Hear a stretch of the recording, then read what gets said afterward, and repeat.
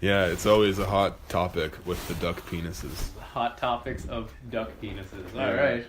Well, this is recording now. It's podcast 11. Can you believe that? 11. Oh. We got Jason Szeto himself from where are you from? Oh, geez. Well, from what now? Yeah. My musical projects or my work? What realm are you from?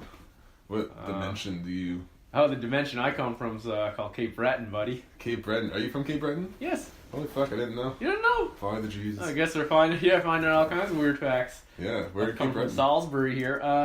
From Sydney. Sydney, nice. Born and raised. I was probably the most white bread area that you can get in Sydney in the South End. Folks own a Chinese restaurant there for many years, so Nice. yeah.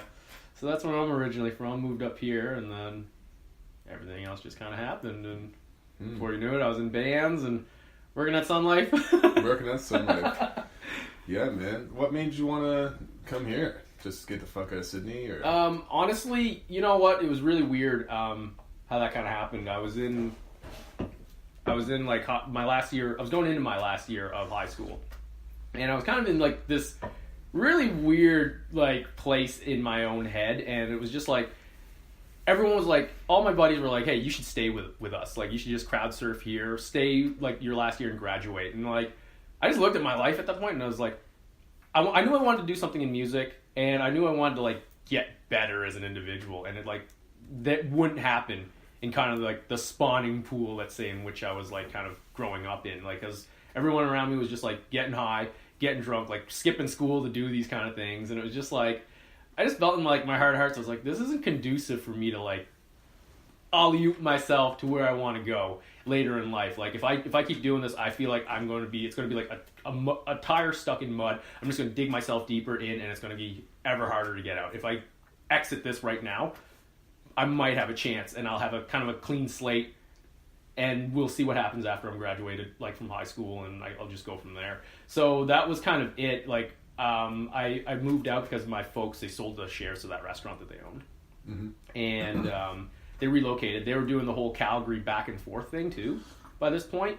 And I was just like, I had all the opportunities to stay, but I chose to leave. And it's funny, we almost kind of touched on this in the living room just kind of coming in. It's like that whole thing where it's like, you know, I know in this environment I'm not going to feel uncomfortable and I'm not going to grow. There's no springboard from where I can leap off in this place I am right now. I have to go somewhere new and like actually have that ability to get on the trajectory I want to be. So that's what happened there, and it was crazy because it was like I've never had a band when I was in Cape Breton. Like I never had a legit band. I jammed with some people and stuff, and I knew I wanted to do music in some capacity, but it wasn't until I came up here, and then like it just happened, you know. Like my buddy brought me around. His biological dad lives up here, but he was a buddy I grew up with in Cape Breton, and I remember that summer, he just cruised me all around town. We went like to the strangest locations in his dad's whip, and we just dropped off my resumes at a bunch of places, and I ended up at Empire Theaters in Bears Lake, which like I didn't even know because I was just cruising around with my buddy in his car in summer, and it's like 2 hours from the high school and from my neighborhood, bus ride, and that's what I had to do back then. It was just like worst place ever. The commutes after school were fucking terrible. Anyways, that's where I met like my guitarist Matt Moulton in Last Call Chernobyl, and that's actually how that band got started in the first place because he was my manager there, and it was just crazy that it was like I took this kind of risk on myself, and then things instantaneously happened. So it was crazy, you know. Like you're rewarded for taking those risks, like 100%. And that from that, it just kind of everything else snowballed. Like that's how I became known as a bass player, I guess. Yeah. And the rest is just kind of, yeah. That's cool, man. I think there's something about growing up in rural Canadian towns, maybe rural places in general, because they're small, they're secluded, everyone knows everybody, everyone knows who's your dad and mom, and like the whole social network has been there for generations, and everyone's pretty in touch. It's we all come from those towns where like some random person who's not from the town walks down the street and everyone's like, "Who's that guy? What's he doing here?" You know, it's like you notice that there's a person who's not from town walking by, and so there's advantages to that. I find there's like kind of more community in some ways, and like in other ways kind of less privacy sometimes because everyone's in each other's business so much, and you can really tarnish your reputation fast in a small town. But when you're growing up there, you just, I mean, I can relate because coming to a city like Halifax, even though it's small, it fucking towers over the size of the town I came from, and it was just so full of opportunity and chaos, and it's like more random things can just kind of flow into your life because there's just more going on, there's more people, and so it's cool how you can kind of fling yourself into this situation that can be chaotic and uncertain, and then but it's just also that chaotic uncertainty and from which everything springs forth. Yeah, 100%. And I think you kind of touched on it there, where it's like there's an advantage to everyone knowing each other because there is like a greater sense of community, but at the same time it's like it's easy to dig yourself into kind of like a caricature and to kind of paint a box around yourself in those communities, because it's like, you know everybody so well, and it's hard to experiment with new things without drawing ridicule or criticism of some kind.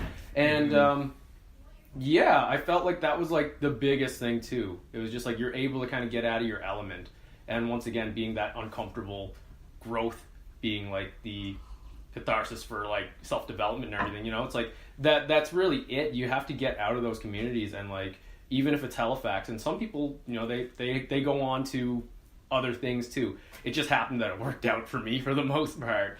But no, I think you do need to get yourself out of those communities just to experiment and try other facets, and because it's like, that whole sense of community is working against you as much as it is for you, in my eyes anyways. But just my thoughts. Yeah, man, I think it's important for young people to like get out into the world on their own and try and make it for yourself. And like, I mean, I know I had a lot of help from my folks whenever they could, and I was in a bad spot. They did their best, and not everyone has that. But it's just getting out there, and fuck it. If everything goes to shit and you're like 17 and you gotta move back home, like no big deal. You're still so young.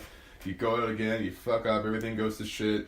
At 20, you move back home for a little while. Like, it doesn't matter. You're still young. You can still get out there again and just like keep trying. And then those lessons are so valuable. You don't know until you go out and try, and 100%. You run your face right into the dirt, and you're like, oh fuck, well don't do that next time. And it feels embarrassing and shitty when failure happens, but I think it's supposed to, because you're not supposed to get stuck feeling that way forever. You're supposed to like feel that shame and embarrassment for fucking up, and then use that as fuel, because like you don't want to feel that way again. You'd rather have things go well, so learn from those mistakes, and then also have enough humility to move forward and take on the next slaps in the face. Dude, that's like so true though. It's 100%, because it's like, and I have so many like contexts of my life where it's been like I've been put in these weird, uncomfortable situations, and it's like I've been very fortunate in my like professional career as like a financial advisor, where it's like I've worked with really, really successful people, and it's like the one thing that they've always said is like, look, you got to concentrate on your longevity.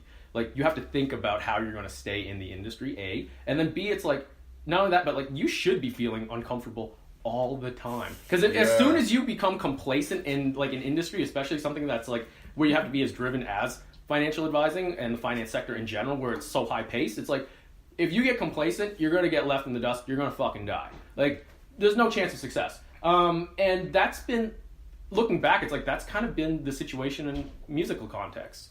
Whether it's on the business side of like where you're trying to, I use the word business and music very loosely. I'm like, if you're booking shows, trying to make things happen, trying to get merch, like, you make mistakes, you make fumbles, and like those are all learning experiences, right? And no, they're fundamental, like they're 100%. And I got a little lost in my train of thought, but no, it's just that pain is the growth. Growth is the pain is the growth. They're interchangeable. You can't. It's a zero-sum game. Yeah. Like you can't get away from one or the other. Yeah. I think comfort yields stagnancy. Exactly. It's like running water will never grow stale. It's just like if you feel comfy laying in your bed, there's no reason to leave. There's no reason to change. There's no reason to.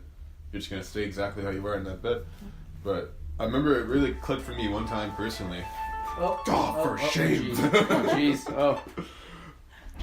Is it an important client? You gotta take that shit. No, it's all good.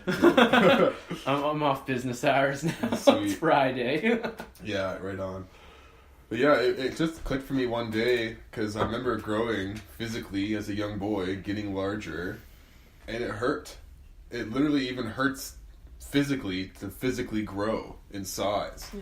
And so it's just weird how these patterns kind of emerge. I mean, I could be connecting dots that are connected too, but the fact that growth of character too requires like emotional pain or physical pain and some sort of mental stress or discomfort of some kind. It's like you cast yourself into that fire, you get burned, and then you learn how to avoid that in the future. There's a nature to that too where it's like it's really chaotic too. I mean, like the nature of that uncomfort and that change could come from really different things. Yeah. Like, like when you're growing, like there's not only like there might be physical discomfort, maybe your clothes don't fit right anymore or something, but like then there's like, if you're like some prepubescent kid, it's like you start getting things like acne, you start smelling bad out of nowhere, and it's like these put you in like weird situations, and it's like it's something that you would have never accounted for. And I think that's the real interesting part when you're willing to like dive in head first, whether it's a career, whether it's music or a passion or an art form or anything.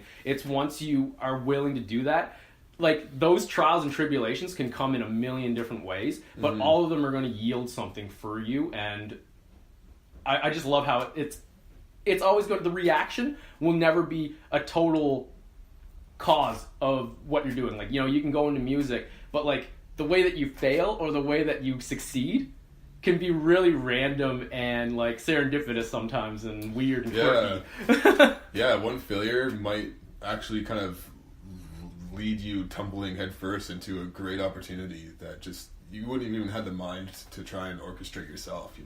Sometimes there's just this weird arbitrary kind of luck involved in life, as well as the kind of failures that just, because sometimes those kinds of challenges can manifest and they'll just do someone in, like someone can just lose their job and then get broke, and then their wife leaves them and takes the kids and takes the house, and then fucking stops hanging out with their friends, starts drinking, stays inside, gets depressed, stays isolated, and then just fucking next thing you know, homeless bum in the street, just wrecked, just done.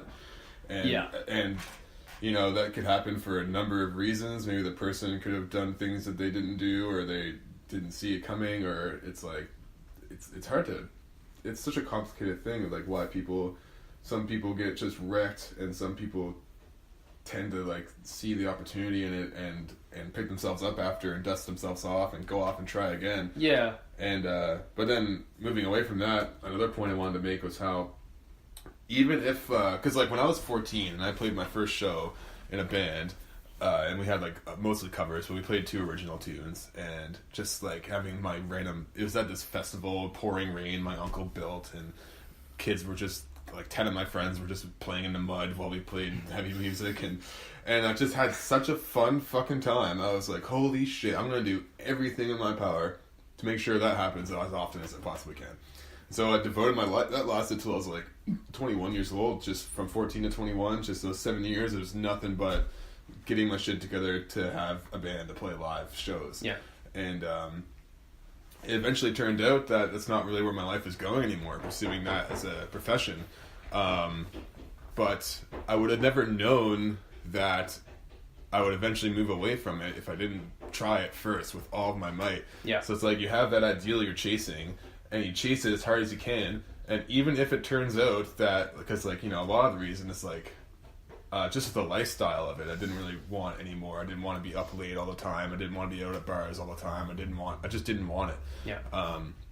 And so it just kind of fell away from me in that way. And then luckily I wasn't so attached to it that I was able to kind of gracefully let it go more or less, with as little amount of turbulence as I could manage. And Not that there wasn't any, that's for sure. Because people pigeonhole you too. They're like, oh, you're a metalhead guy who plays guitar in bands in Halifax or whatever. It's like, moved away from that. It's like everyone has to re-caricature you in some way. Yeah. Even though we're all so much more than any of that. But I think if I never chased those things, despite most people advising me not to at all,